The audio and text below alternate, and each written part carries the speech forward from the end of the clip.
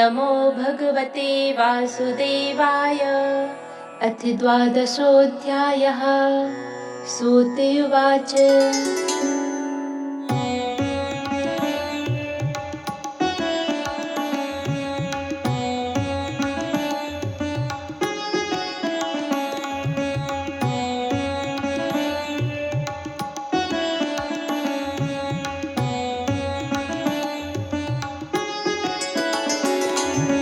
नमो धर्माय महते नमः कृष्णाय वेधसे। ब्राह्मणेभ्यो नमस्कृत्य धर्मान् वक्षे सनातनान्। एतद्वः कथितं विप्रा विष्णोश्चरितमद्भुतं।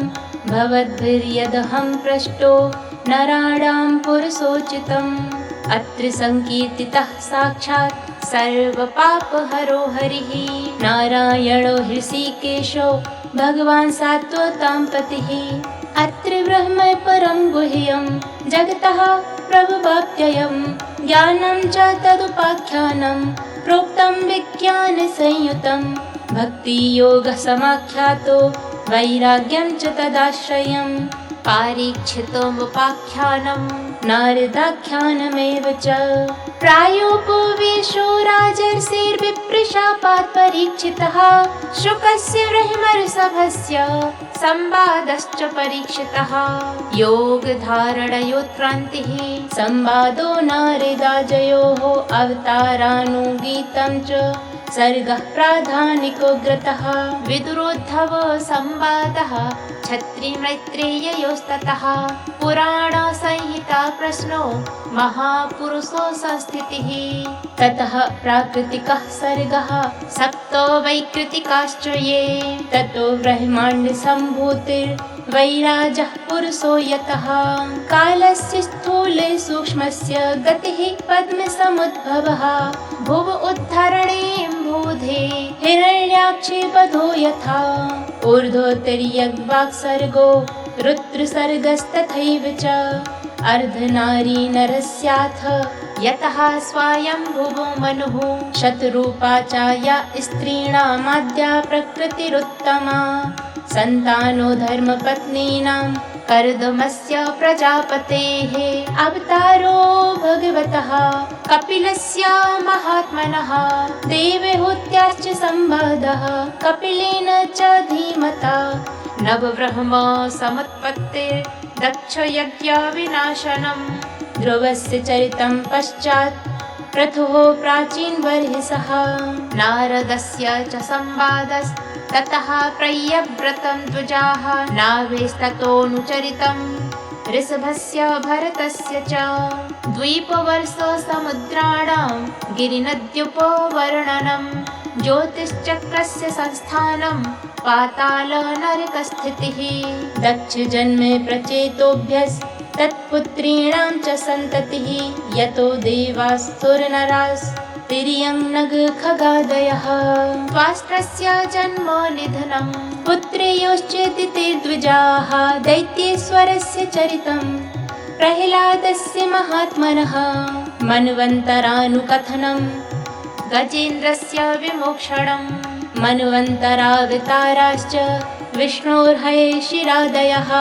कौर्मं धान्वन्तिरं मात्स्यं वामनं च जगत्पतेः। क्षीरोदमथनं तद्वत् अमृतार्थे दिवौकसां।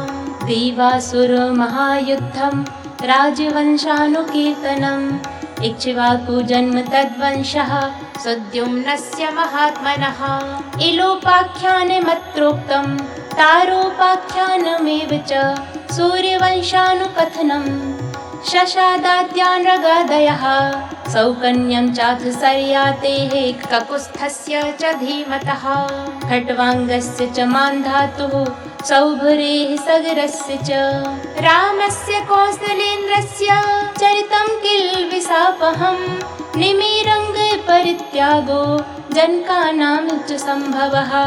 रामस्य भार्गवेन्द्रस्य निश्छत्रकर्णं भुवः। ऐलस्य सोमवंशस्य ययाते नहुषस्य च। दौस्यन्ते भरतस्यापि सन्तनोस्तस्वतस्य च। ययाते ज्येष्ठपुत्रस्य यदुर्वंशोऽनुकीर्तितः यत्रावतीर्णो भगवान् कृष्णाख्यो जगदीश्वरः वसुदेव गृहे जन्म ततो वृद्धिश्च गोकुले तस्य कर्माण्यपाराणि कीर्तितान्यसुरद्विषः पूतनासुपयः पानं सकटोच्चाटनं शिशोः तृणावर्तस्य निःशेषस्तथैव बकवत्सयोः धेनुकस्य सह भ्रातुः प्रलम्बस्य च संशयः गोपानां च परित्राणं दावाग्ने परिसर्पतः दमनं कालीयस्याहेर्महाहेर्नन्दमोक्षणम् व्रतचर्या तु कन्यानां यत्र तुष्टोच्युतो वृतैः प्रसादो यज्ञपत्नीभ्यो विप्राणां च अनुतापनं गोवर्धनोद्धारणं च शक्रस्य सुरभेरथ यज्ञाभिषेकं कृष्णस्य स्त्रीभिः क्रीडा च रात्रिषु शङ्खचूडस्य दुर्बुद्धिर्वधूरिष्टस्य केशिनः अक्रूरागमनं पश्चात् प्रस्थानं रामकृष्णयोः व्रजस्त्रीणां विलापश्च मथुरालोकिनं ततः गजमुष्टिकचाडूर कंसादीनां च यो वधः मृतस्यानयनं सूनोः पुनः सान्दीपनिर्गुरोः मथुरायां निवसता यदुचक्रस्य यत्प्रियम् क्रतुमुद्धव रामाभ्यां युतेन हरिणा द्विजाः जरासन्धसमानीत सैन्यस्य बहुशो वधः घातनं यवनेन्द्रस्य कुशस्थल्या निवेशनम् आदानं पारिजातस्य सुधर्मायाः सुरालयात् रुक्मिण्याः हरणं युद्धे प्रमथ्य दुसतो हरेः हरस्य जृम्भणं युद्धे बाणस्य भुजकृन्तनं प्राग्ज्योतिष्पतिं हत्वा कन्यानां हरणं च यत् चैद्यपौण्ड्रकशाल्वानां दन्तवक्त्रस्य दुर्मतेः शम्बरो दुविधः पीठो मुरहा पञ्चजनादयः माहात्म्यं च वधस्तेषां वारिणस्याश्च दाहनं भारावतरणं भूमेर्निमित्तीकृत्य पाण्डवान् विप्रशापापदेशेन संहारः स्वकुलस्य च उद्धवस्य च संवादो वासुदेवस्य चाद्भुतः यत्रात्मविद्या ह्यखिला प्रोक्ता धर्मविनिर्णयः ततो मर्त्य परित्याग आत्मयोगानुभावतः युगलक्षण वृत्तिश्च कलौ नृणामुपप्लवः चतुर्विधश्च प्रलय उत्पत्तिस्त्रिविधा तथा देहत्यागश्च राजर्षेर्विष्णुरातस्य धीमतः शाखा प्रणयनमृषेर्मार्कण्डेयस्य सत्कथा महापुरुषो विन्यासः सूर्यस्य जगदात्मनः इति चोक्तं द्विजश्रेष्ठा यत्प्रष्टोऽहमिहास्मि वः लीलावतारि कर्माणि कीर्तितानिह सर्वशः पतितः स्खलितश्चार्तः छुत्वा वा विवशो ब्रुवन् हरयेनम् इत्युच्चैर्मुच्यते सर्वपातिकाय संकीर्त्यमानो भगवानन्तः श्रुतानुभावो व्यसनं हि पुंसां प्रविश्य चित्तं विधुनोत्यशेषं यथा तमोर्को भ्रमिवातिवातः मृषागिरस्ता ह्यसतीरसत्कथा न कथ्यते यद्भगवानधोक्षजः तदेव सत्यं तदुहैव मङ्गलं तदेव पुण्यं भगवद्गुणोदयं तदेव रम्यं रुचिरं नवं नवं तदेव सस्वन् मनसो महोत्सवं तदेव शोकार्णवशोषिणं रणं यदुत्तमश्लोके यशोऽनुगीयते न तद्वचश्चित्रपदं हरेर्यशो जगत्पवित्रं प्रगृणीत कर्हिचित् तद्वाञ्छतीर्थं न तु हंससेवितं यत्राच्युतस्तत्र हि साधवो मलाः सपाग्विसर्गो जनताग्सम्प्लवो यस्मिन् प्रतिश्लोकमवद्धवत्यपि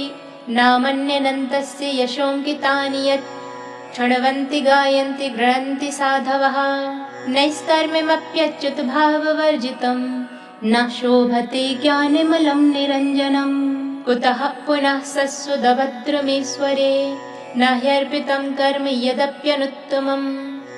यशः श्रियामेव परिश्रमः परो वर्णाश्रमाचार तपः श्रुतादिशो अविस्मृतिः श्रीधरपादपद्मयोर्गुणानुवादश्रवणादिभिर्हरेः अविस्मृतिः कृष्णपदारविन्दयोः क्षिणोत्यभद्राणि शमं तनोति च। सत्त्वस्य शुद्धिं परमात्मभक्तिं ज्ञानं च विज्ञानविरागयुक्तं यूयं तु जाग्र्यावत भूरिभागा यच्छस्वदात्मन्यखिलात्मभूतं नारायणं देवमदेवमीश मजस्रभावा भजता विविश्य अहं च संस्मारित आत्मतत्त्वं श्रुतं पुरा मे परमर्षि वक्त्रात् प्रायोपवेशेन रपतेः परीक्षितः सदस्यसीणां महतां च षण्वताम्।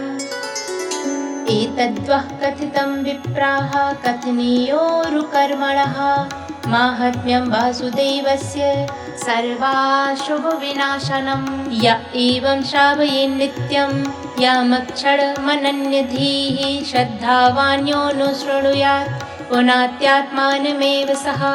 द्वादश्यामेकादश्यां वा शृण्वन्नायस्यैवान् भवेत् पठत्यनश्नन् प्रयतस्ततो भवत्यापातकी। पुष्करे मथुरायां च द्वारिवत्यां यतात्मवान् उपोष्य संहितामेतां पठित्वा मुच्यते भयात्। देवता मुनयः सिद्धाः पितरो मनवो नृपाः यच्छन्ति कामान् गृणतः शृण्वतो यस्य कीर्तनात्। ऋचो यजोंसि सामानि द्विजोद्धीत्यानुविन्दते मधुकुल्या घृतकुल्याः पयः कुल्याश्च तत्फलं। पुराणसंहितामेता मधीत्य प्रयतो द्विजः प्रोक्तं भगवता यत्तु तत्पदं परमं व्रजेत्।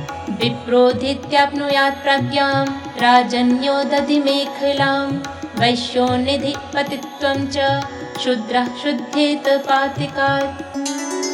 कलिमलसंहति कालिनोऽखिलेशो हरिरितरत्र न गीयते ह्यभीक्ष्णम्। इह तु पुनर्भगवानशेषमूर्तिः परिपठितोऽनुपदं कथाप्रसङ्गैः। तमहमजमनन्तमात्मतत्त्वं जगदुदय स्थितिसंयमात्मशक्तिं द्युपतिभिरजशक्रशङ्कराद्यैर्दुर्वसितस्तवमच्युतं नतोऽस्मि। उपचित नवशक्तिभिः स्व आत्मा न्युपचित स्थिरजङ्गमालयाय भगवत उपलब्धिमात्रधाम्ने सुररसभाय नमः सनातनाय। स्वसुखनिभृच्चेतास्तद्व्युदस्तान्यभावो यजत रुचिर्लीलाकृष्टसारस्तदीयं।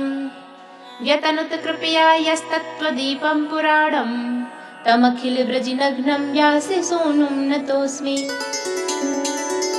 जय जय श्रीमद्भागवते महापुराणे पारमहंस्यां संहितायां द्वादशस्कन्धार्थनिरूपणं नाम द्वादशोऽध्यायः। श्रीकृष्णार्पणमस्तु।